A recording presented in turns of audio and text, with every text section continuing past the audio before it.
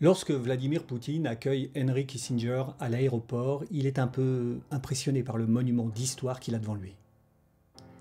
Mais, curieux de tout, Kissinger cuisine ce jeune trentenaire que son ami Sobchak, gouverneur de la ville, s'est choisi comme assistant.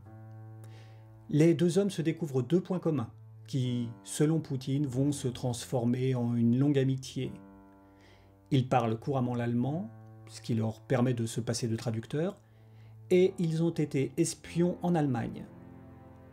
Tous les hommes de qualité ont commencé dans le renseignement, précise Kissinger. Lui, c'était au CIC, le contre-espionnage de l'armée américaine, pour lequel il fit ses premières armes d'administrateur, gérant avec doigté la dénazification des zones dont il avait la charge, récupérant tout ce qui pouvait être utile avec un pragmatisme qui sera sa marque de fabrique sa vie durant. Comme théoricien d'abord, il développe l'idée de riposte graduée plutôt que de destruction massive en cas d'attaque nucléaire. Pour lui, la guerre est l'ennemi du monde entier. Il le met en pratique sous Nixon, négociant la première réduction des armes nucléaires avec Léonid Brejnev.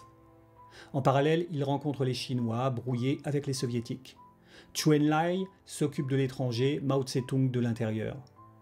Si Mao n'est jamais sorti de Chine, Zhou et son adjoint Deng Xiaoping ont fait leurs études en France, et puis un peu à Moscou pour Deng et à Tokyo pour Zhou.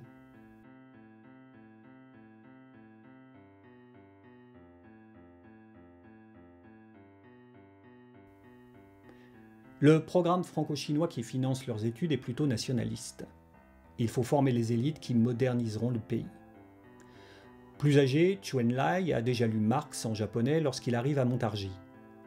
Ce n'est pas le cas des 4000 autres étudiants chinois qui, comme Deng, ne seront mis au contact du communisme que par un coup du sort.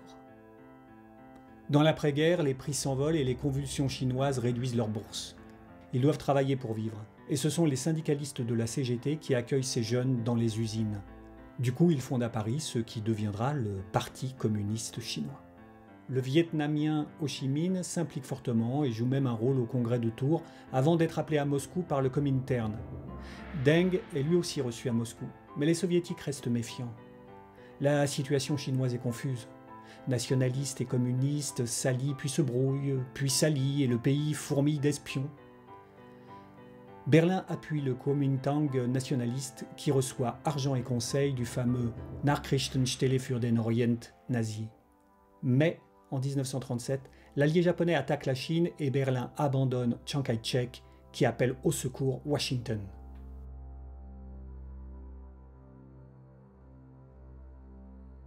Les États-Unis de Roosevelt envoient une aide officieuse mais bien réelle sous forme d'argent, de matériel et surtout d'une escadrille d'aviateurs engagés à titre privé, les fameux Tigres volants.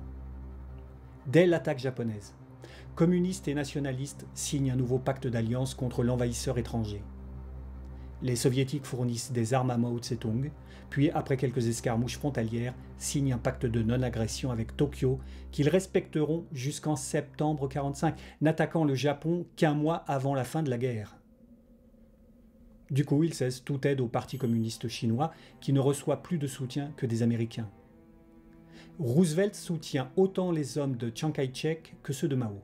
Ce pragmatisme loyal envers les alliés efficaces rencontre celui du chef des commissaires politiques de l'armée maoïste, Deng Xiaoping, qui répète volontiers « qu'importe la couleur du chat, pourvu qu'il attrape les souris ».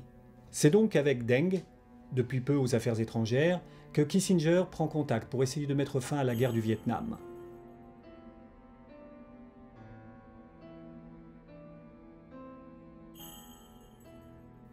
En échange de l'ouverture de l'immense marché chinois aux productions américaines, à commencer par des Boeing, l'homme de Bilderberg vend deux choses. D'abord un centre d'écoute hyper sophistiqué qui permet d'ausculter les intentions du grand voisin soviétique dont Mao se méfie comme de la peste, les informations recueillies étant partagées. Et puis, le Vietnam offert sur un plateau à Pékin avec l'Indochine, Hong Kong et Macao, sans oublier Taïwan, à condition que la Chine ne s'en empare pas par la force et laisse faire le temps. La géopolitique de Kissinger est une logique de bloc avec un centre fort dominant son précaré. Washington dans les Amériques, Pékin en Asie du Sud-Est. Sauf que Moscou, entre-temps, a perdu son précaré et veut le reconstituer.